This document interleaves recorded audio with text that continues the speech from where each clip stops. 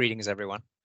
Welcome to Introduction to Accessibility in Microsoft Office 365. My name is Justin Kenny. I am the Chief Performance Officer in the Agency of Administration and excited to be co-hosting this webinar with the Department of Disabilities, Aging, and Independent Living, as well as Microsoft.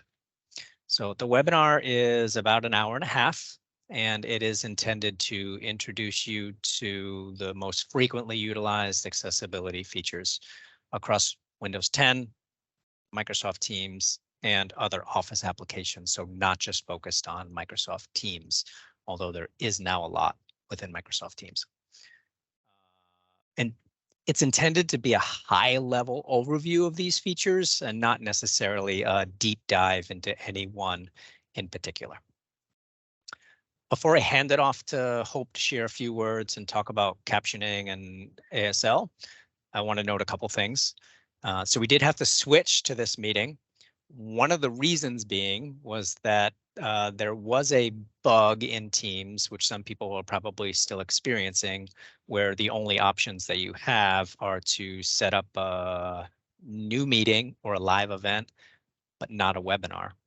So when we set up this meeting, we set it up as a meeting, but it was limited to only people within the organization and guests.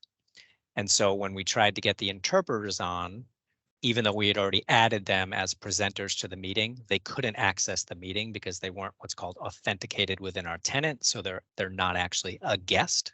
So while they were on the invite, they could not access the meeting. So that's why we had to switch from the first meeting, which was somewhat locked down to just organizational folks and guests, to this one, which is just a regular meeting, which we opened up for everybody. And imagine Will probably cover some of those aspects later. But again, thank you so much for your patience. And with that, I think, Hope, I'll turn it over to you. Okay, thank you, Justin. Hello, everybody, and thank you so much for joining us today. My name is Hope Smith, and I'm an operations administrator in the Department of Disabilities, Aging, and Independent Living.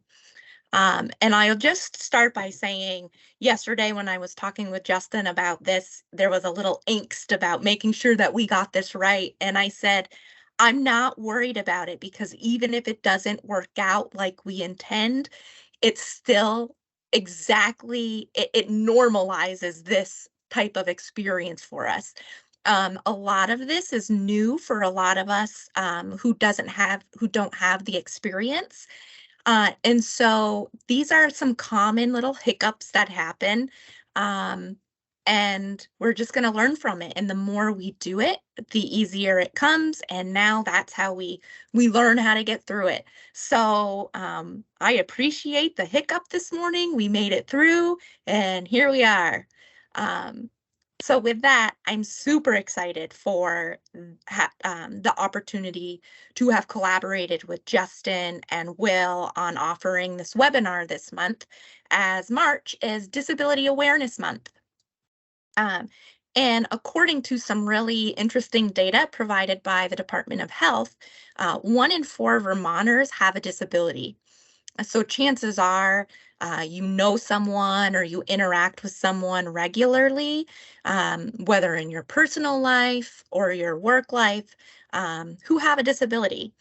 And so accessibility means that we first think about and then offer and include any accommodation for people with disabilities so that everyone has the same information, access, and equally effective services out there. And in state and local government, it's both legally required and the best way to provide holistic and strength-based service to Vermonters. So this month, we take time to review our knowledge and practice around serving and working with people with disabilities and learn about different resources for that. So huge thank you to Will and Justin for providing this opportunity today. So again, you go up to the ellipses at the top under More. You scroll down to Settings, you'll see a option for accessibility, and then you'll see sign language. You can go ahead and turn on sign language and manage the signers. Since Will is going to be sharing his screen and we do have interpreters on, it is best practice to have your cameras off in the meantime, just for folks to be able to have the highest resolution with like the bandwidth stretch. Is that we will ask for people who are blind or visually impaired, they can't access the chat. So if there is anything put in the chat, we will be taking time throughout this to call out what's in the chat. So thank you so much. And Will, over to you. Sure, and I'll just show real quick before we get started here. You don't need to add them to your managed signers list.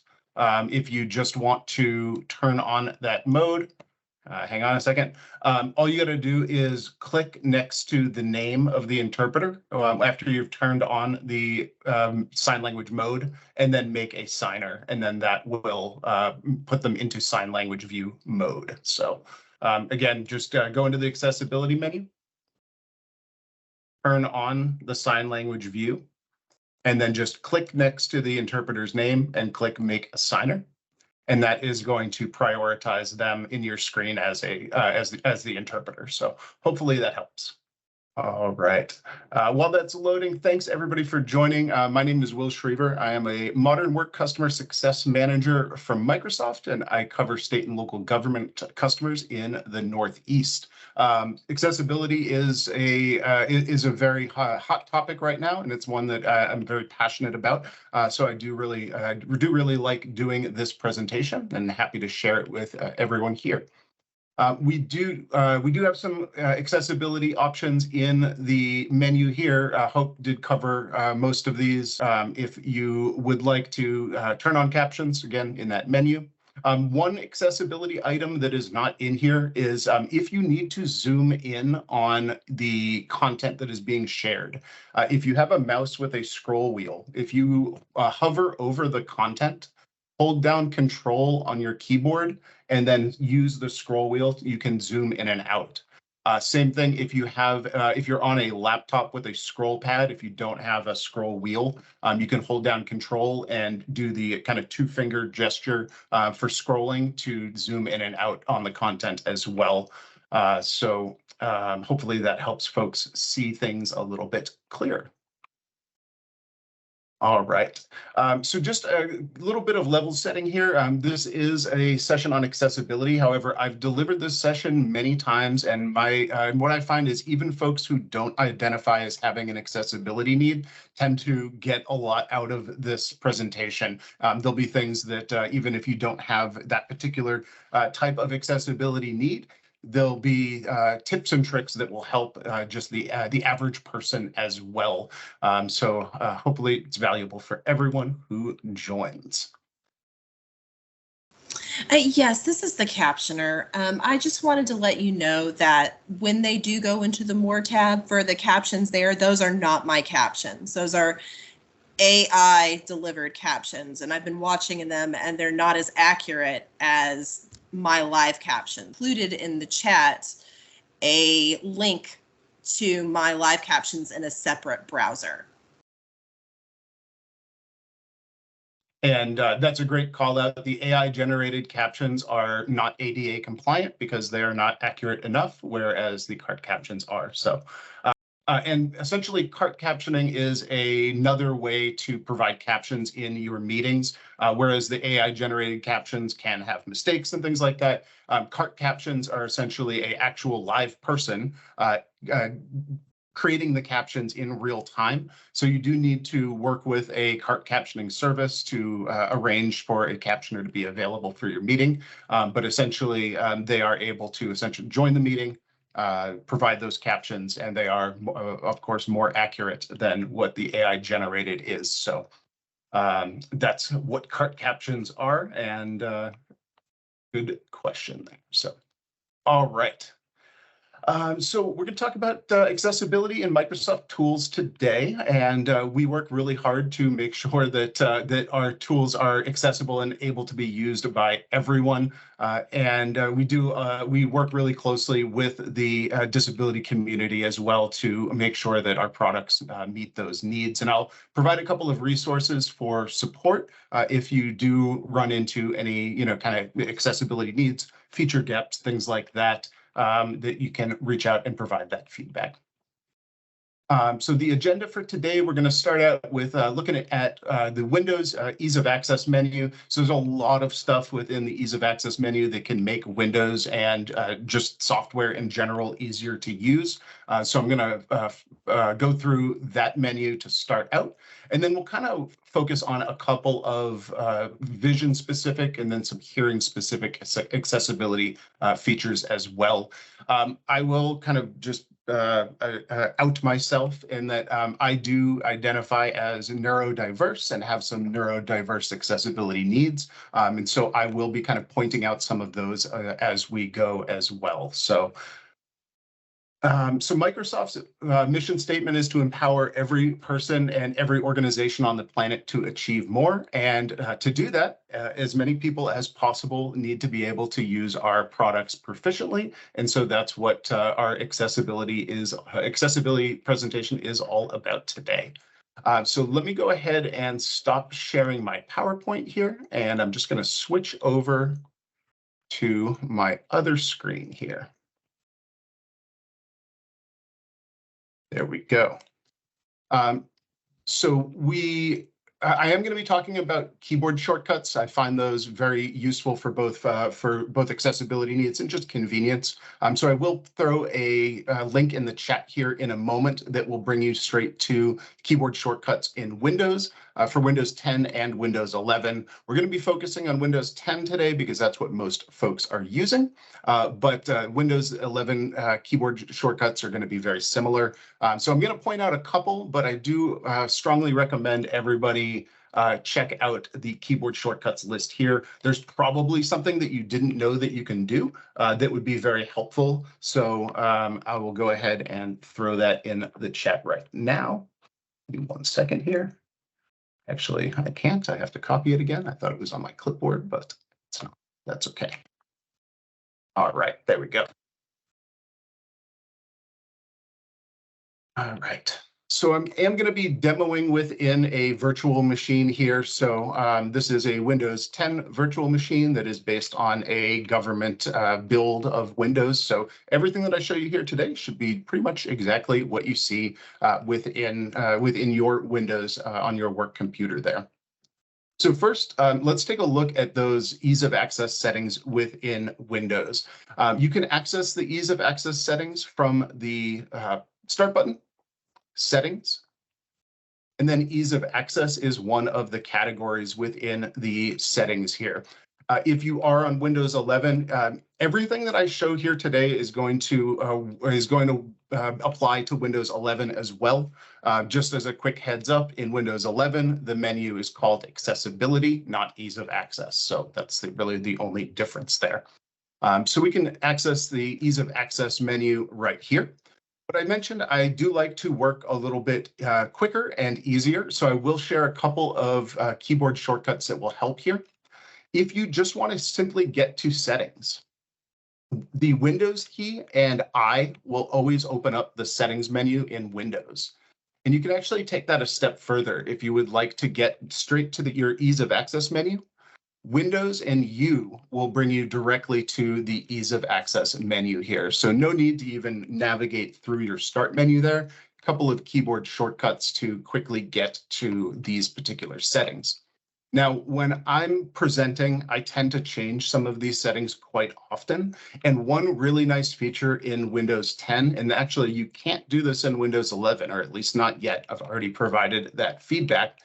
If there are accessibility settings, or really any setting that you use on a regular basis, you can pin those to your start menu. So I often change the size or color of my mouse pointer. And so if I want to be able to quickly and easily get back to this particular setting, I can pin it to my start menu by right-clicking and choosing Pin to Start. Then I'll close out of here.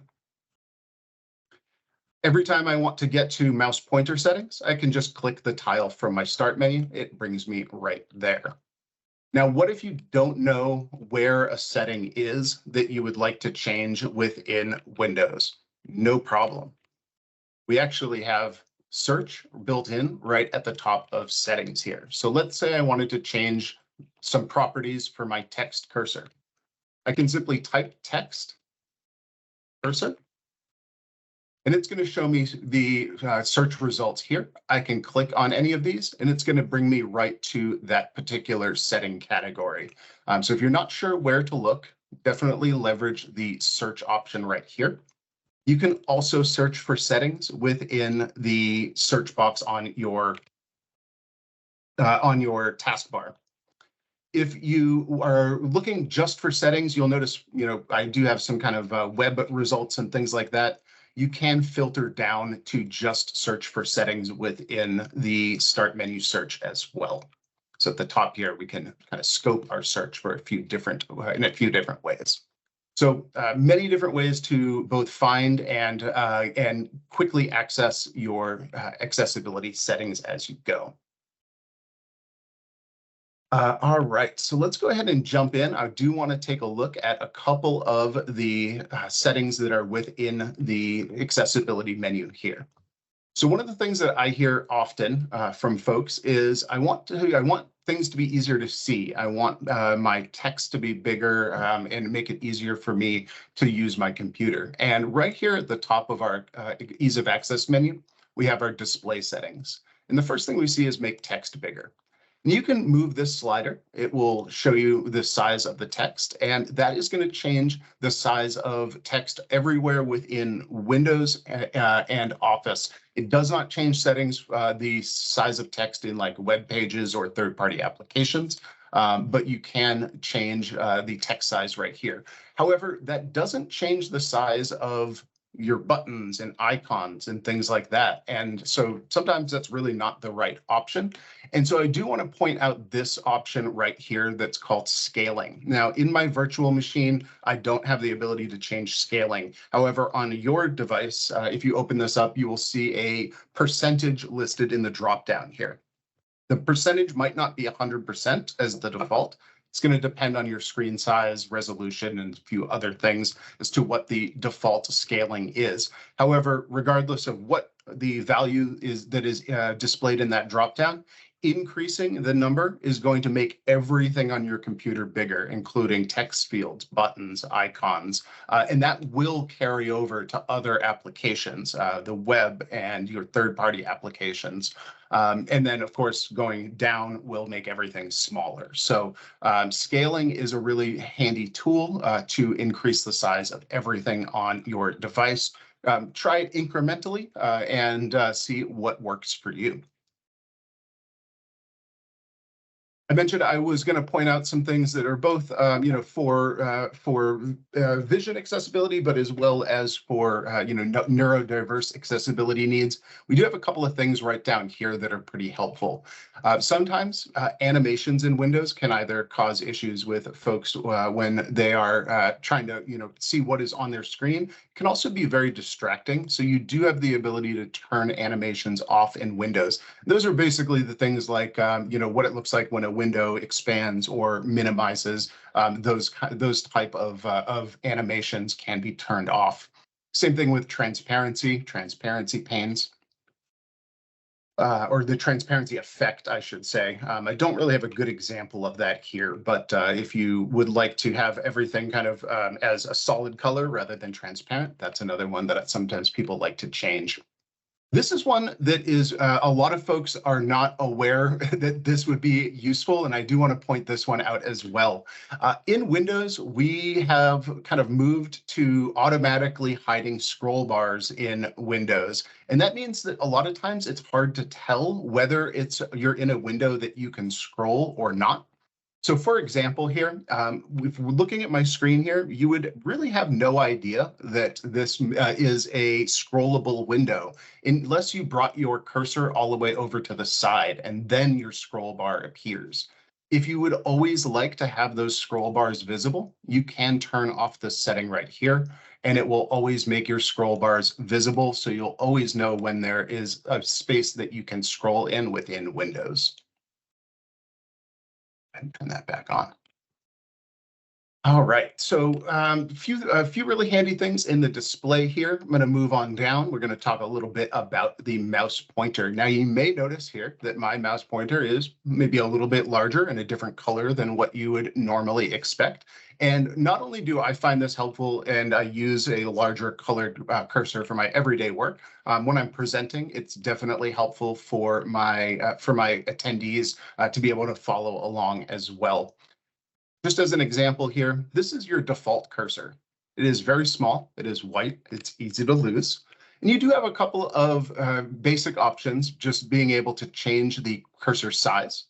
I personally like something around 5, 6 when it comes to presenting. We have a couple of other options as well. We can change our pointer to black, kind of the same issues that I run into with white. We do have this inverted, which is going to just be the opposite color of whatever is behind it. So if it's a white background, show up black, vice versa. But personally, I do like the colored cursors, and I find that blue and maybe the purple are the easiest for folks to see. But it's up to you as to which one you would like to use. And then again, you can change the pointer size from the slider at the top here.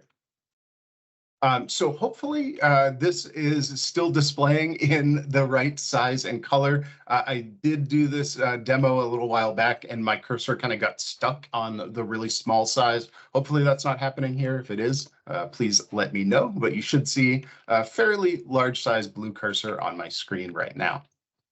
You do have the ability to pick a custom pointer color as well if you don't like any of the preset options. So this is really helpful. And we can also apply this to our text cursors as well. So by default, when you click into a text field, it can be really hard to see where your cursor is, especially if there's text within the box and you're trying to move back and forth within the text that you've typed. And so we do have this text cursor indicator option. You can, if you turn on the text cursor indicator, just like in our mouse pointer, we can change the size of the text cursor, and you get a little preview here at the top, as well as change the color. Now, with this setting turned on, when we click into any text field, we get a much more easily identifiable cursor with the colored bubbles on the top and bottom. And if you were trying to move through or identify exactly where your cursor is in that field, definitely makes it a lot easier to see. You can also just change the text cursor thickness. And, you know, kind of in the past, when I was, at least when I remember when I was a kid, text cursors were always kind of a wider box, a lot easier to see than that thin line. So if you would like to increase the size of that thickness of the cursor, you can do that. And that can be done in addition to the text cursor indicator. I personally am used to the thin line at this point, but it is an option there if you would like. Hey, Will, can we interrupt? Yeah. Hope has a question or a comment. Yeah. Thank you. Yep, I was waiting for my entry, so thank you.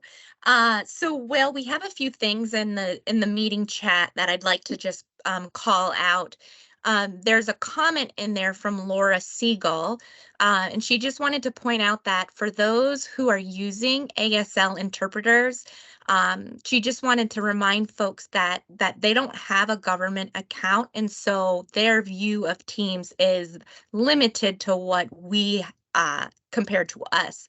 So for those who communicate with ASL interpreters, if you wish to sign your questions, turn on your video and give them a few minutes to locate you.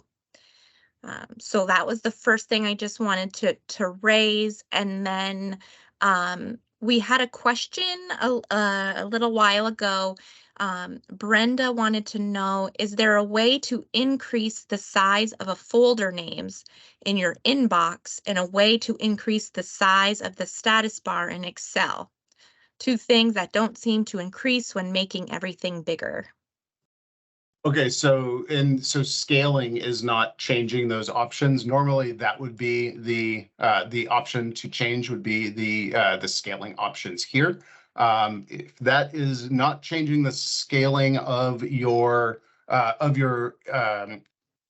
inbox and in Excel, I would have to take a look and see if there are other options there as well, unless somebody might actually already know, in which case I'd be happy to have them throw that answer in the chat. The other thing I'll mention is that scaling is if you have multiple displays, you can change the scaling for each display by clicking on opening the display options on that display. So the scaling can be different for each screen. So I'm not sure if that's playing in here, but. And Will, one more question came in. We know that some colors are less accessible for people with limited vision. I'm not sure if that's in your agenda for today, but if you can speak to that, we would love to hear more. Sure, and it's a good segue into something I was going to talk about here in a second. But the problem is that color blindness. There's several different types of color blindness, and depending on which type you have, the colors that make the most sense for you are going to be different. I find that most people, for most people, blue works well. However, that for some folks that might not be the best color. Best practice might be, if you do happen to know that you have somebody who has color blindness who is going to join a meeting, you maybe ask them.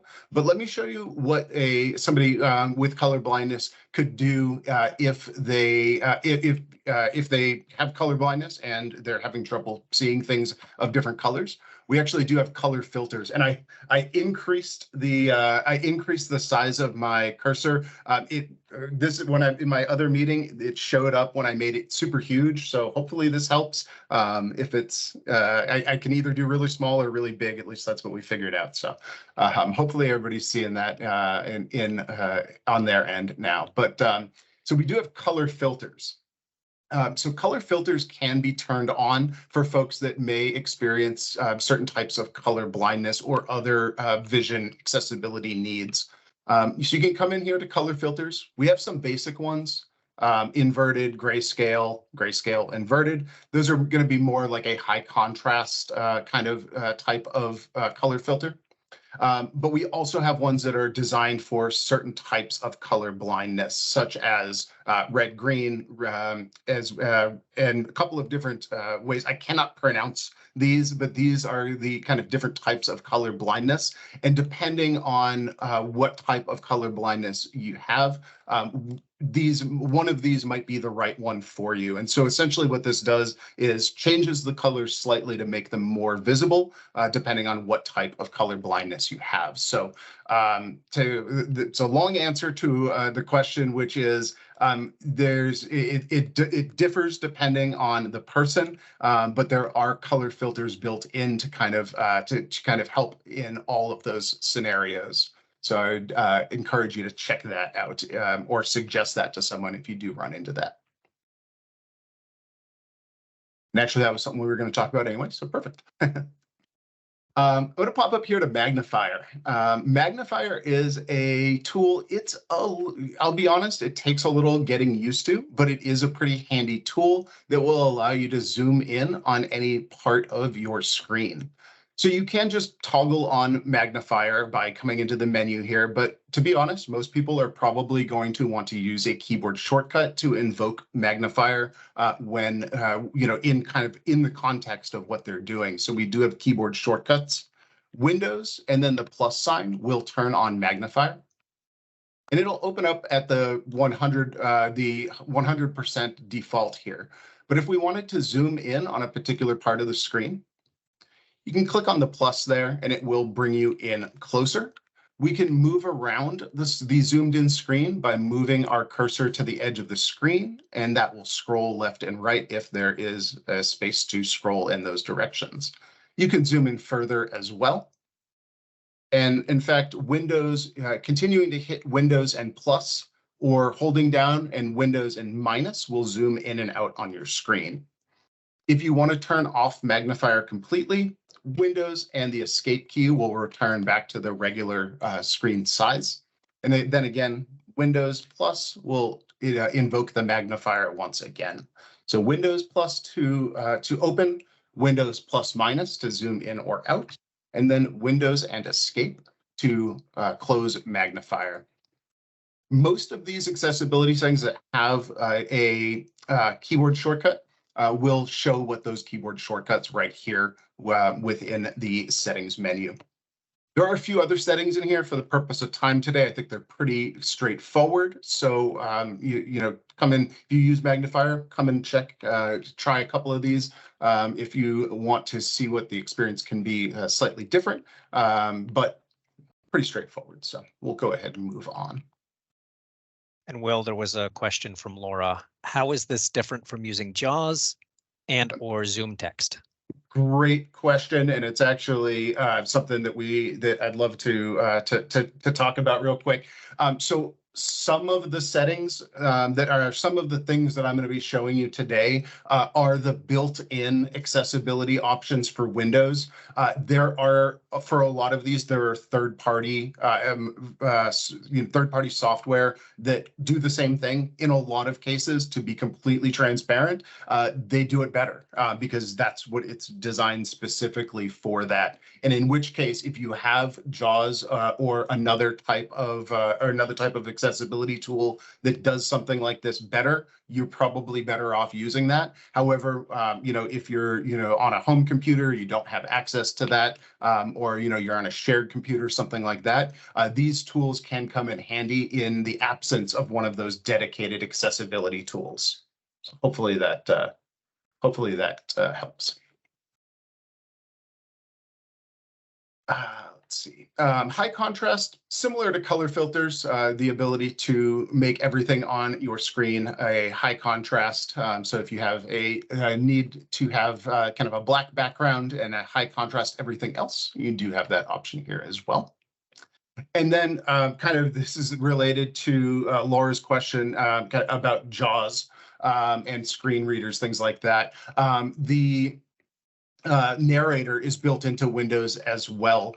This is a screen reader. This is the screen reader that is built directly into Windows.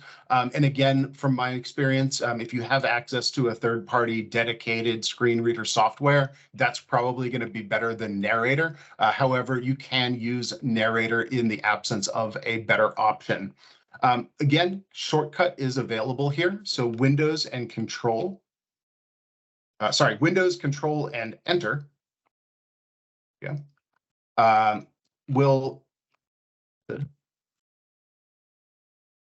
Let's not, for some reason, it is not allowing me to turn it on.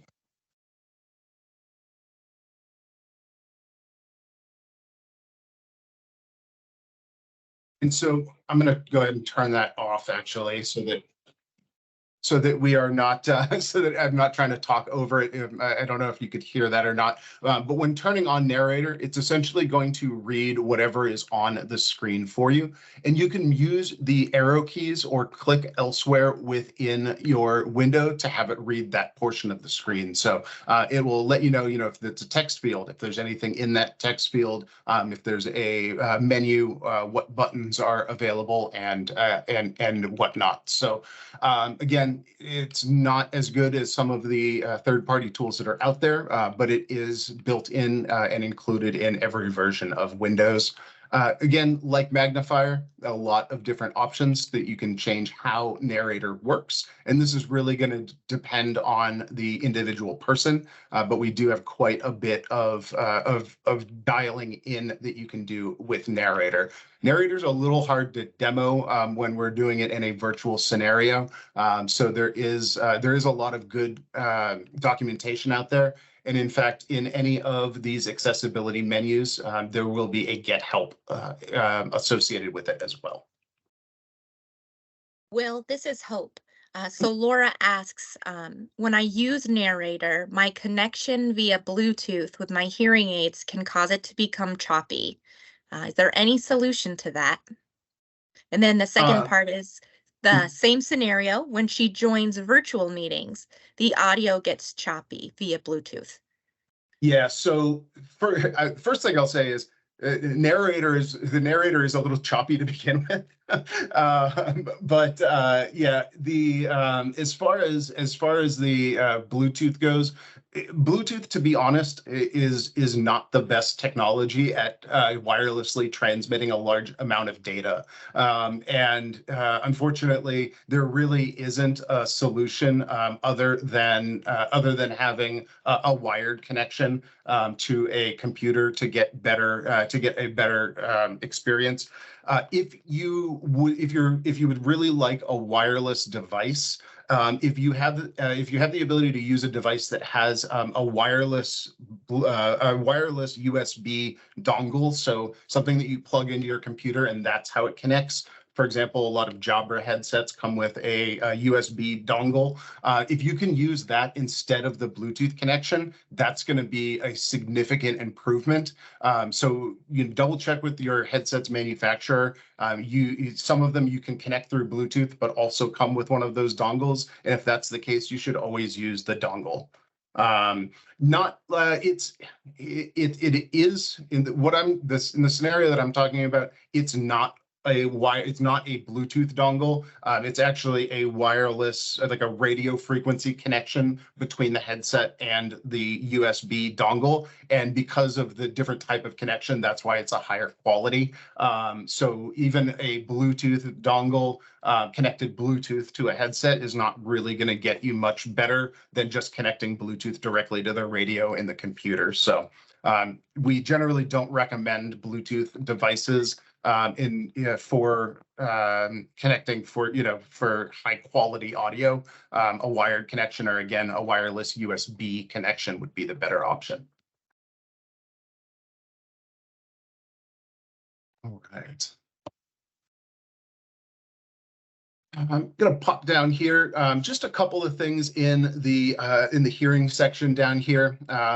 Not too many options, but sometimes, and actually for whoever asked that, Laura, this is one thing you could try.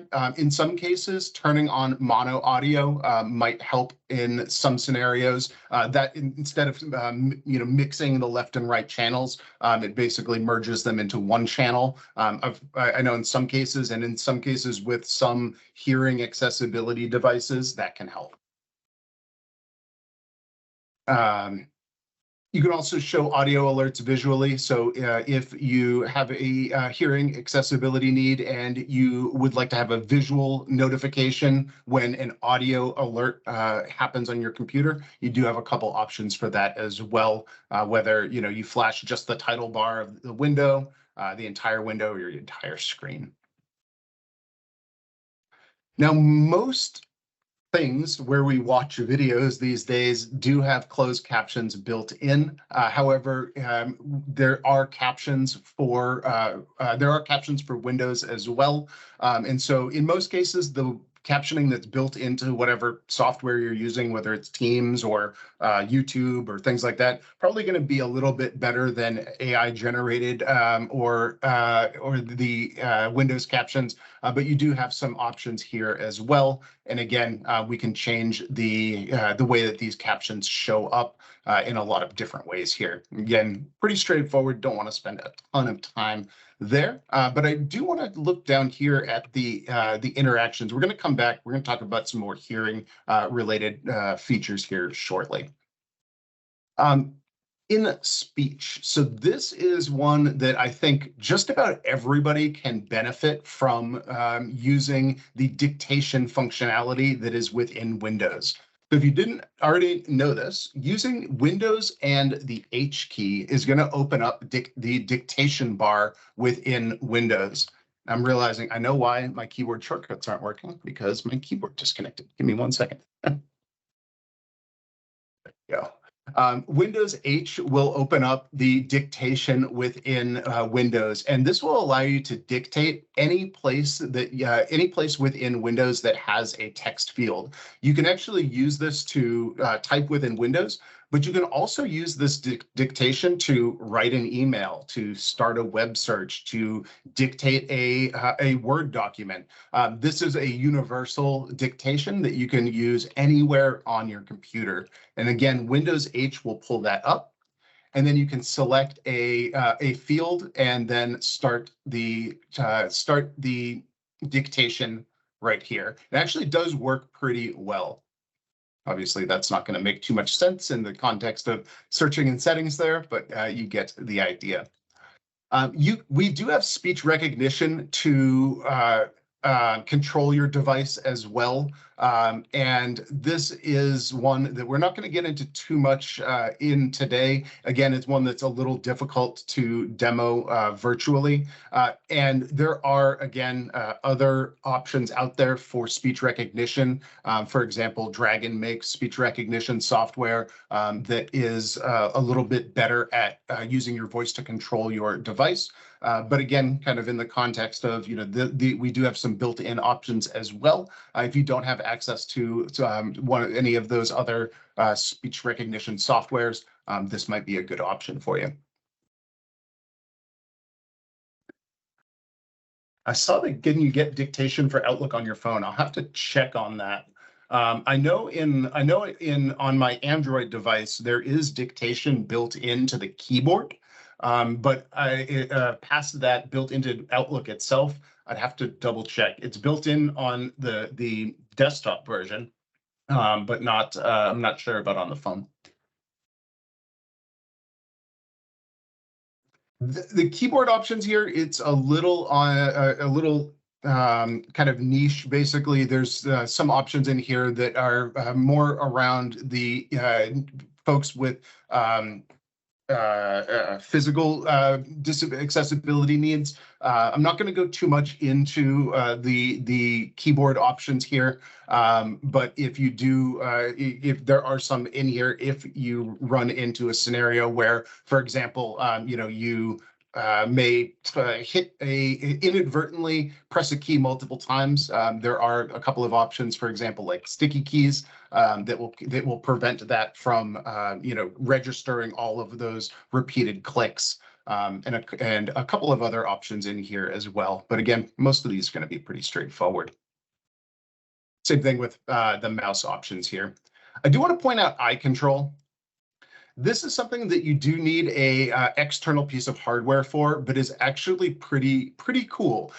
So there's a company. The one that I'm most familiar with is called Tobii, T-O-B-I, and they make eye tracking devices for computers. When connected, this will actually allow you to use your eyes to control where your cursor is on your screen, as well as other options. And it is pretty helpful for folks with mobility needs. In fact, when I was working in our retail stores, we did have a young girl who used a Surface device and a Tobii eye tracker connected to her wheelchair. She was paralyzed from the neck down. So she was. This was the only way that she was able to communicate. Was using speech software that would speak what she typed, and she used a Tobii eye tracker to do the actual typing. So these are actually built into some laptops as well. Mostly I see it with gaming laptops, because some games actually use eye control to look around and things like that. So there are some laptops that have them built in, but there's, to my knowledge, again, going to be on like the higher end of like the gaming laptops. But you can get a Tobii eye tracker that plugs in via USB as well. All right, so that covers the majority of the Windows settings that I wanted to cover today. I do want to point out a couple of things in sorry, I want to point out a couple of things in the Edge browser that are pretty helpful as well. These are going to be both for, these actually kind of apply to everybody in a lot of different scenarios. So again, I mentioned, I have some neurodiverse accessibility needs. And one thing that is difficult for me is sitting down and reading a lot of text, at one time. So I really like this feature in Edge that is called Read Aloud. Pretty straightforward name there. But anywhere, if you're using Microsoft Edge, if you would like to, rather than read something yourself, have it read to you, you can right-click anywhere on an Edge web page and then choose Read Aloud. And it will start reading wherever your cursor is. You can move and double-click elsewhere within the screen to have it pick back up in a different spot there. And then at the top, you do have some different voice options for how you want that voice to sound. A lot of different dialects, different languages. You can also control speed. Now, one issue that I run into with this screen reader is, in web pages, you have little windows like we see over here, and you have ads sometimes, things like that. And in those scenarios, having the screen read aloud, or if you're using a screen reader, it can be a little difficult. So there is an option that's called the immersive reader that is built into Edge as well. And this will really help in those scenarios where you're using a screen reader or read aloud. When you're on a web page, take a look at the browser address bar at the top. If you see this little book icon with the that we see right here, that means that Immersive Reader is available for this web page.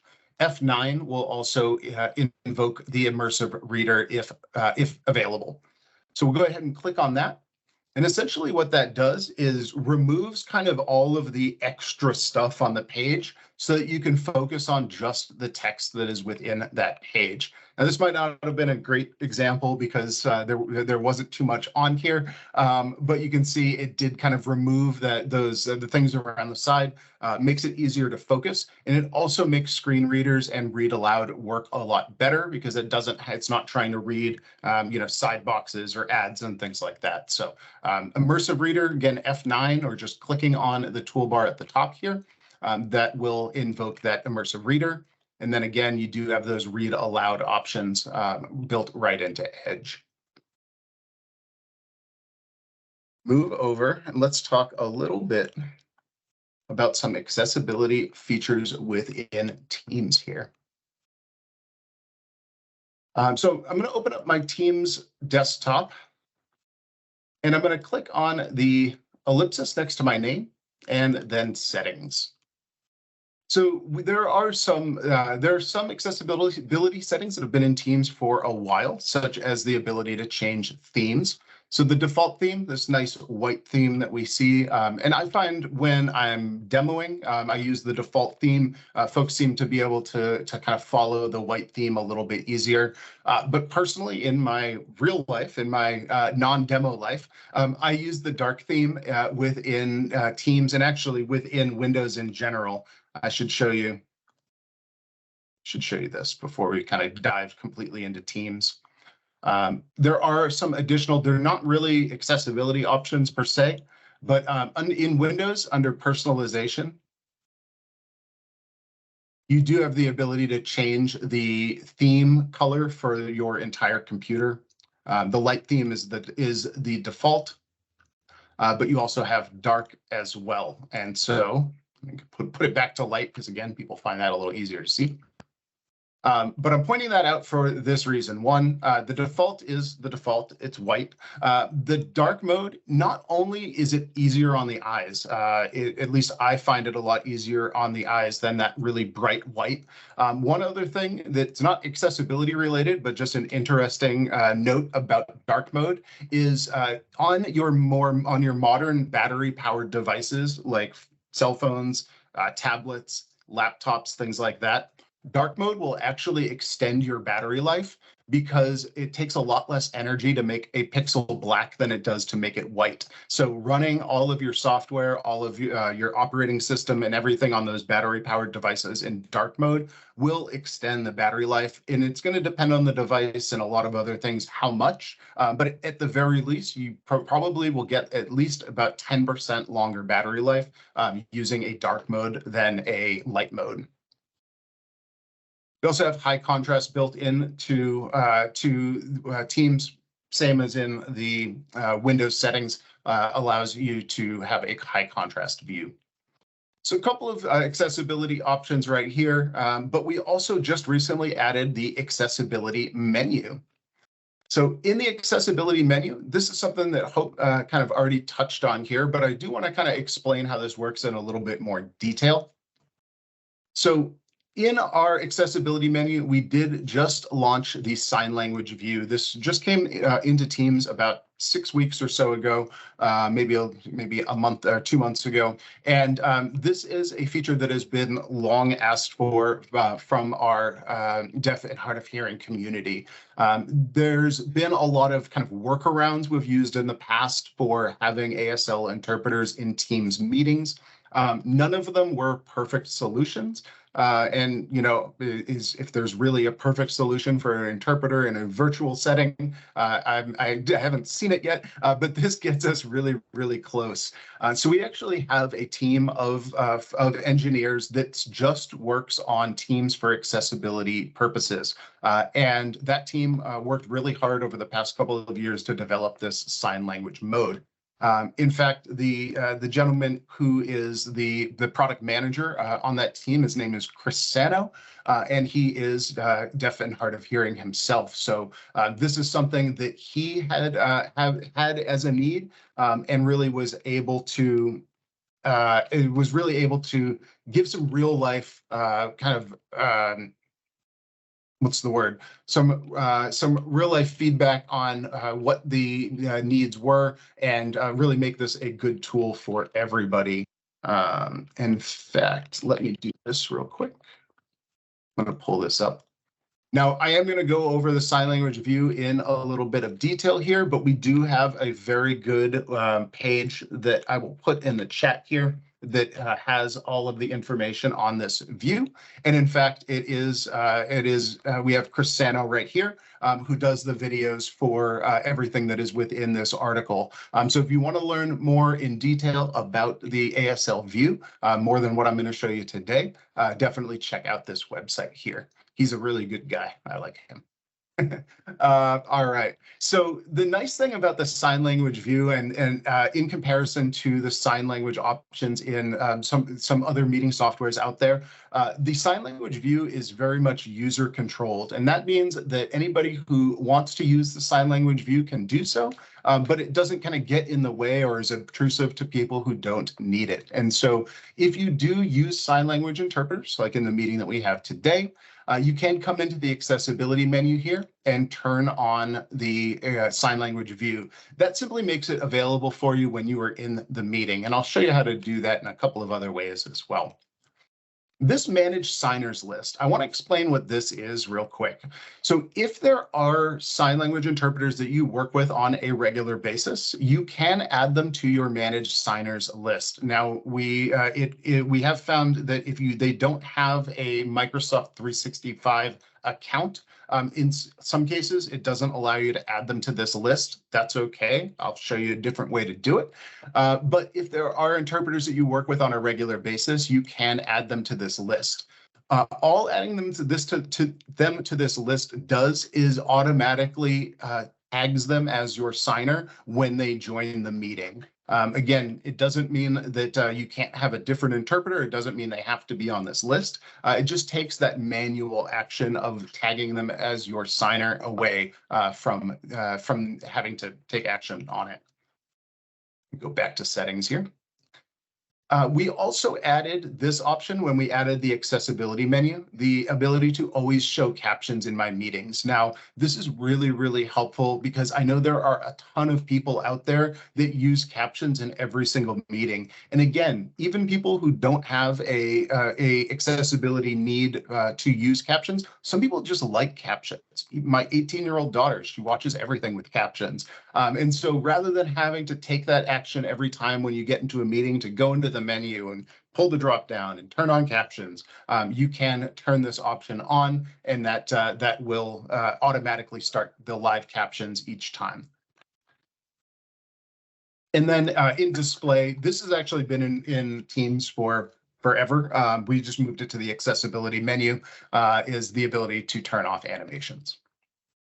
And now I do want to jump into a Teams meeting here, and let's take a look at what this looks like, what the ASL view looks like within the meeting itself. Go ahead and start a meeting.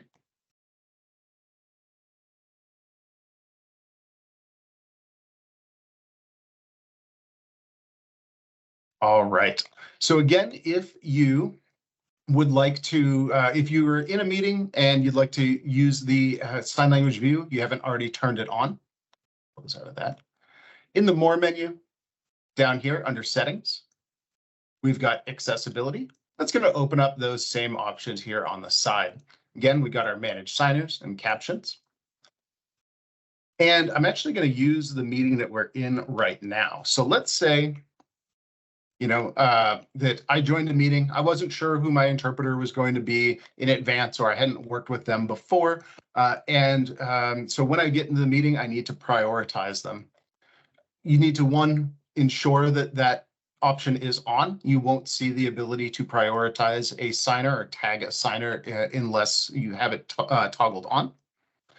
But once in the meeting itself, you can tag anyone as a signer just by clicking on the ellipsis next to their name and choosing Make a Signer. That is going to add this little hand icon next to their name. That lets you know that they are the interpreter, or your interpreter, I should say. If you don't see their icon on the gallery, that's fine. You can do this from the People menu as well. So you just need to find your interpreter in the list here, and again, click the ellipsis next to their name and choose Make a Signer. Now you can only tag 2 signers in a meeting at any given time. But that doesn't mean that there can't be more than 2 interpreters in a meeting, but each user will select the 2 that they would like to kind of have as their interpreters. And the nice thing is in most meetings, you're going to have more than 1 interpreter so that they can switch back and forth and take breaks. And that is simply managed just by their camera being on or not. So let me pull up a visual aid here. So, Will? Yeah. We have a question in the chat. So, Laura has tried to pin her interpreter when sharing a PowerPoint slide. She couldn't see her interpreter. Is there a way around that? She had to FaceTime with them when she did her presentation on Teams. I'm trying to understand this. So they were using the ASL view. Because I tried to pin my interpreter when sharing my own PowerPoint slide. I couldn't even see my interpreter. It does, and so if you were using the ASL view, it should have prioritized your interpreter at the top there. So I just want to make sure I understand that you were using the new ASL view. You were sharing a PowerPoint within the meeting using the PowerPoint Live, or were you sharing your screen, just screen sharing your desktop? That's what I was trying to do. I was sharing my screen and I just couldn't see my interpreter.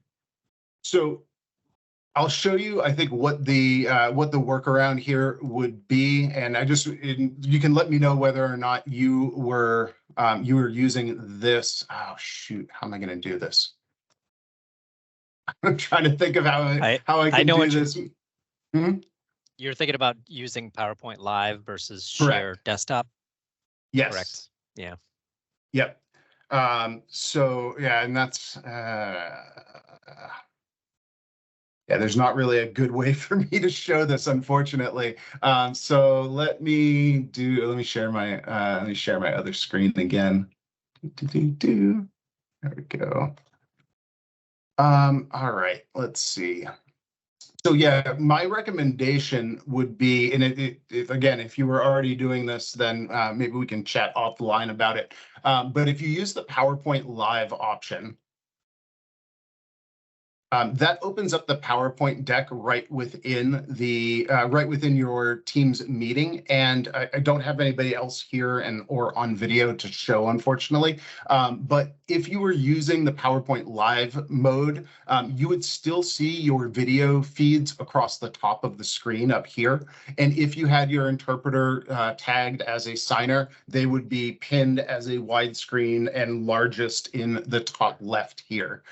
If you were just screen sharing, like your desktop, we did just add this new presenter window, which will show you a video feed. But what I need to test if that works with the ASL view, if it only shows you the signers in that window.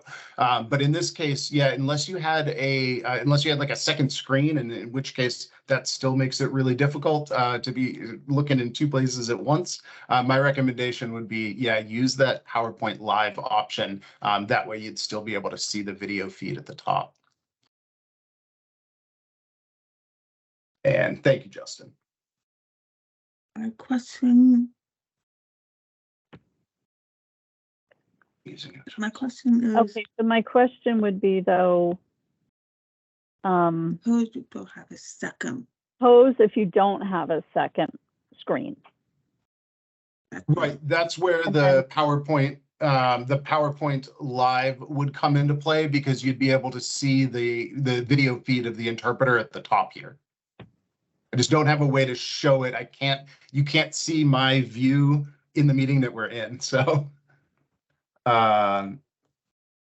Melissa, you raised your hand. Did you have a comment on this? Well, I just was presenting yesterday and I was trying to, I just ran into the same issue that you're having right now. I was trying to show people how to use PowerPoint Live while I was presenting. I think what might help here is if you can put on PowerPoint Live yourself, and then like you just did, and then have someone else share their screen, possibly, or just, I think the point is that when you are showing PowerPoint Live to us, that's what it looks like when you're the presenter. Right, and it sounds like that's the scenario, is that they were sharing their own PowerPoint. Let me do this. I can also, I could go back to the other meeting, do a PowerPoint Live and take a screenshot and put it in too, if that's helpful for folks. Well, I was gonna say that's what I'm gonna I'll just do that right now, because I do have a PowerPoint, and I do have my, there we go. Just trying to take a screenshot.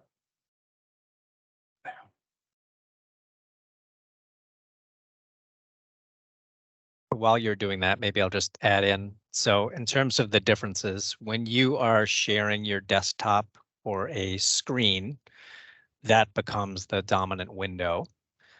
And as Will showed, all of the participants are now being shrunk into one video.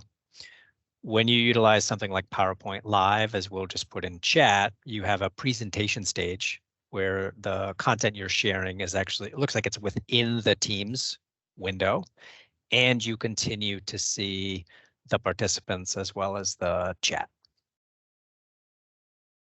Correct. Yeah, that would be the best bet if you only have one screen and you need to share a PowerPoint while you have a interpreter. PowerPoint Live, and that is I had our interpreter. I'm sorry, I didn't grab the name.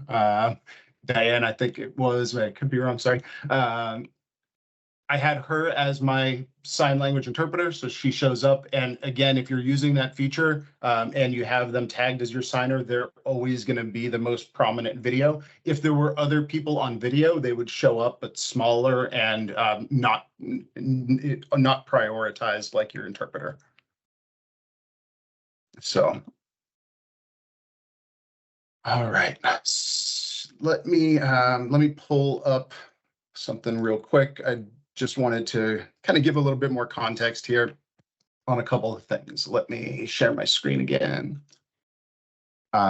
So the nice thing about this ASL view is, I mean, kind of like what we were just talking about there, it really is designed to always prioritize your signers. And so here we have an example of someone who is in a meeting with an interpreter. Crystal here is the interpreter, and her screen is maximized widescreen, largest.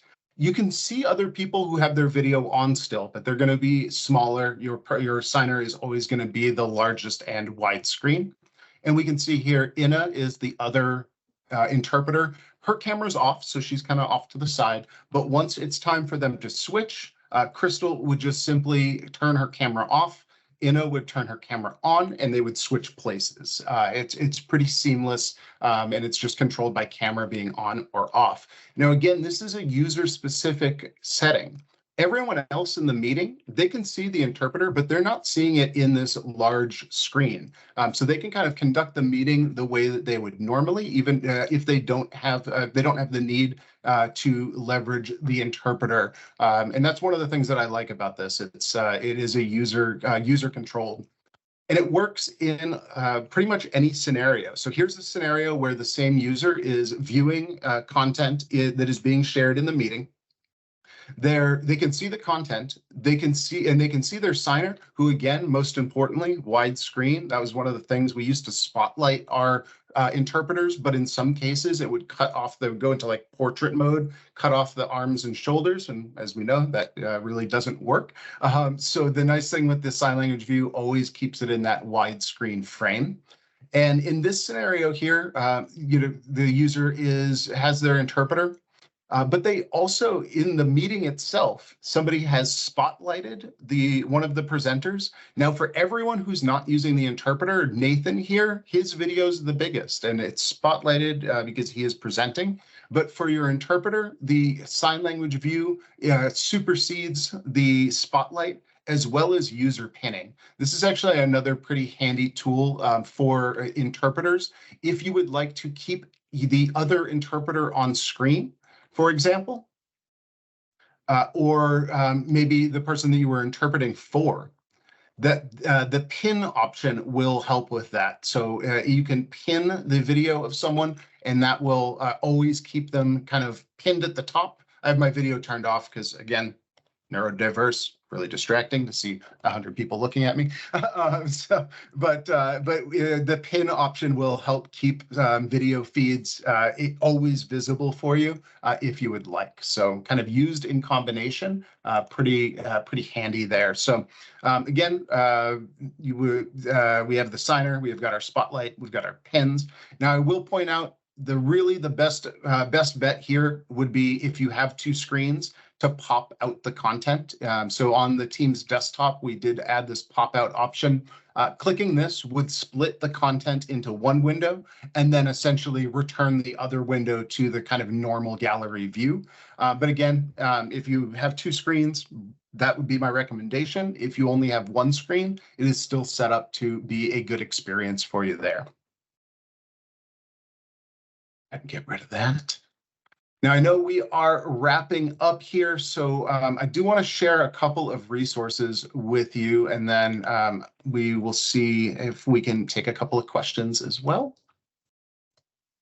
So again, we are committed to accessibility, and we do have our accessibility answer desk, which is a really good resource for anybody who might have some questions, need some help with anything accessibility related. So I'll go throw this in the chat here.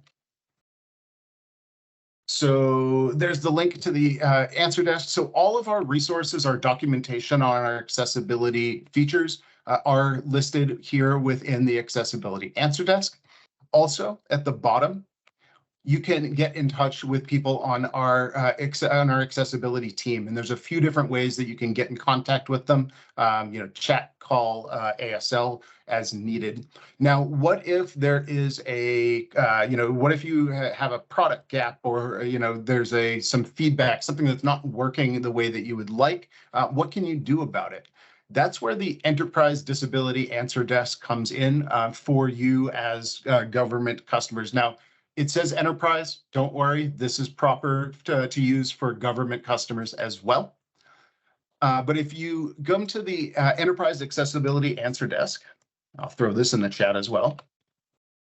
There's this option right here to email the Enterprise Disability Answer Desk, and it really just pops up an email to our Enterprise Disability Answer Desk, and you can email them directly and get somebody involved in whatever scenario you've got going on there. So it's I'll throw the email itself in there as well. And this is the official intake process for the team that I mentioned Chris Sano works on. So if you do have like a product gap or something like that, an issue that you're running into, and you can't get help through the other resources on the Disability Answer Desk, you can email the EDAD at Microsoft to get support. So those are your two best options when it comes to support with accessibility options, settings, things like that within Microsoft products. So those are a couple of resources I would strongly recommend bookmarking if you may think you need them.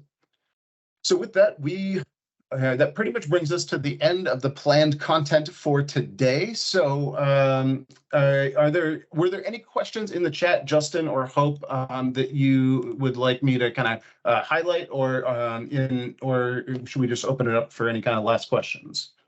Or Justin, did you have something to wrap us up with? Well, we also have Alan Aaron from the Chief Marketing Office here, who did want to take some time to talk about accessibility templates that they've developed, some things that are in the works. So maybe we can do that and then follow up on questions afterwards for folks that want to stay a little bit past 12:30. We're also recording, so if anyone has to leave at 12:30, we'll have the recording available to watch what happens afterwards. With that, I do have a hard stop at 12:30, so I'll turn it over to the Vermont side. Thanks, everybody. I hope everybody got at least something out of today's session. If you do need anything, Justin knows how to get a hold of me, or you can just ping me on Teams. Have a great rest of your day, everybody. Thank you. Well, hold on, Will. Since you have a hard stop at 12:30, maybe we'll actually take questions with you, because I believe Al can stay past 12:30. Okay. Yeah, were there any questions? And thank you, everybody who is throwing some love in the chat. I appreciate it. You know what? Here, why don't we do this, Justin? Rather than try to fish out questions in all the love that I'm getting here, I'm just going to throw my email address in the chat and pin it to the top. So if anybody does have a question they didn't get answered today, feel free to shoot me an email. How's that work? Excellent. All right. So now I'll turn it back over. Message in the chat and also pinned to the top. So thanks. Excellent. Will, thank you so much. That was fantastic. Happy to do it. Thanks, guys. Hi, Al. Hi there. I'm Elle O'Casey. I'm with the Chief Marketing Office for the state of Vermont. I'm a pale-skinned, mid-30s woman with brownish hair, and I'm in a room with a kind of a teal background and a window and a desk behind me. I wanted to talk a little bit about some of the accessibility work our office has done and some of the resources that we have available to people for their accessible communications work. So our office has had a chance to learn from a lot of different accessibility champions across the state. folks from within AHS, Agency of Education, Dale, VDH, and then some people beyond the state of Vermont, including Inclusive Arts Vermont. Over the past year, we've tried to work to take what we've learned and develop some resources for people working in state government. Specifically, we focused on 3 different areas. So we've developed some best practices and considerations for people that want to develop accessible communications. We've also worked to update the state brand standards and guidelines to make sure that these are in line with accessibility best practices. So you heard Will talk a little bit about the importance of color contrast. One of the things we recently updated were our color palette guidelines to make sure that those are accessible for people who might have vision impairments where they're not able to see certain colors. So that's another area. We've updated that brand standards and several others. And then we've also developed new report and presentation templates that are set up with accessibility in mind. We've also developed some step-by-step editing instructions for people that want to use those templates. I will share links to all of these things with you in the chat as well. And if Erin Robinson is still on the line, she's our marketing manager, and she can just briefly preview those templates for all of you so you can see what they look like and know where they exist on our website. Thank you, Elle. I am still on. I am Erin Robinson, Marketing Manager in the Chief Marketing Office. I am a pale-skinned, middle-aged woman with white blonde hair, and my background is a plant with lights hanging in it. On our website, I'll share my screen here.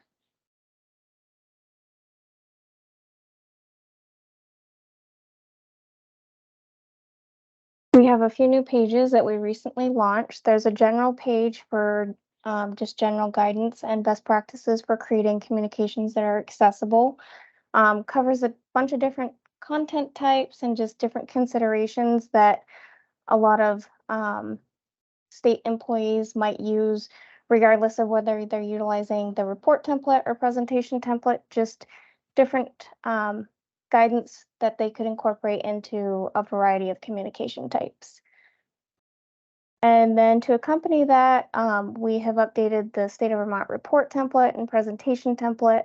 And where our office felt like we could help fellow employees learn how to use these templates is to provide step-by-step editing instructions for those documents. So there's individual pages for the report template and the presentation template. And just as a quick preview, because I know we're crunched on time, this is essentially what the report template looks like and presentation template look like, and you can learn more with the editing instructions. Great, thanks, Erin, and thank you, Justin, for the opportunity and Hope. Excellent. Thanks for sharing that. And of course, for all the work that goes into it, which I know is tremendous. So I think that concludes the webinar for today. Thank you everyone for staying a little bit extra. And of course, thank you so much to Nicole and Diane for your interpretation services, as well as Tess for the captioning services. Yes, thank you, Justin. Thank you to our presenters today, the Chief Marketing Office. It did my heart good to see your presentation at the end and your introductions. I think we all appreciate that so much, and of course, Will and Justin. And we certainly encourage any employee who has any questions about anything that you heard today or are looking for more information to please reach out. You can go ahead and contact me, and if I don't know the answer myself, I know where to find it. And thank you so much, everybody. Have a wonderful day. Take care, everyone.